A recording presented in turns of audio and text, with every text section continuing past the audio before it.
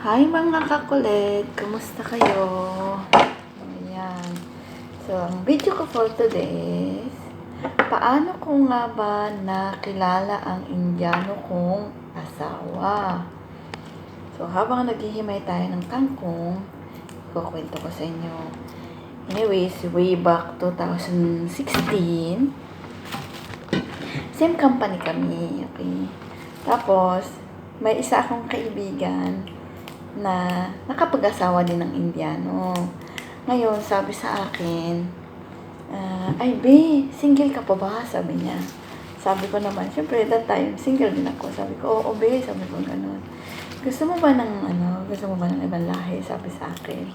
Tapos sabi ko, ano naman lahi? Sabi ko. Tapos sabi niya, Indiano. Tapos sabi niya ganun. Tapos sabi ko, o sige nga, ibigay mo nga sa akin yung number niya. Siyempre, bakit pa tayo magpapa-ipot, di ba? So, yun. Tapos sabi niya, tinanong ko, single din po ba siya? Sabi niya, oo, naghahanap siya ng girlfriend. Anyway, that time, bago pa lang siya dito sa Dubai.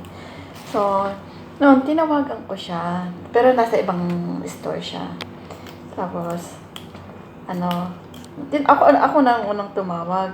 Pero kailangan ko kasi ng size. Pero talagang dinrama ko na gusto ko lang na marinig yung boses niya. So that time, tinawagan ko siya.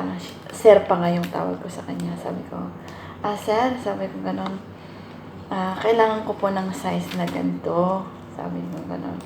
So syempre, siya naman, sagot naman. Syempre, kailangan sagutin niya kasi important yun. Kailangan ko ng size. So, noong tinawagan ko siya, sabi ko, sir, kailangan ko po ng size na to. Tapos, tinanong niya anong mga size, anong code. So, sinabi ko. So, natasabi ng kaibigan ko, kamusta naman ng boses? Sabi niya gano'n sa akin. Tapos, sabi ko, okay naman. Sabi ko gano'n sa kanya. Tapos, sige, ako ng may WhatsApp ba siya, gano'n. So, parang parang blink-blink lang, parang hindi ko sinuseryoso. Kasi sabi ko, baka may girlfriend yan sa kanila, ganun. So, sabi ko ganun sa sarili ko. So, that time, kinabukasan, nagsabi na naman sa akin yung friend ko na babae. Sabi niya, abe, pwede kang sumama ka sa akin, i-meet mo siya. Sabi niya ganun sa akin. So, that time, nung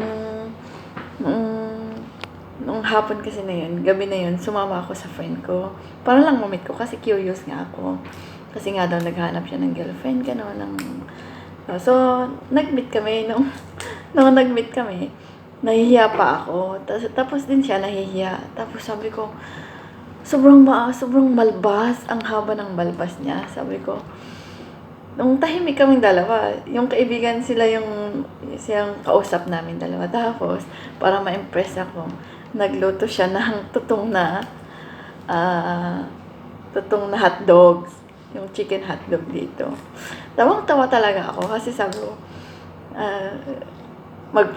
nagpa-impress nga, na totoo na sunog naman. Sabi ko, tapos sabi ng mga kaibigan ko, ayan, first time niyang magluto. Sabi niya ganun. So, yun, nagkakilala kami through our friends. Yun lang. So, to be continue na naman ha. Ang istorya namin kung paano ko nakilala ang Indiano kong asawa. See you!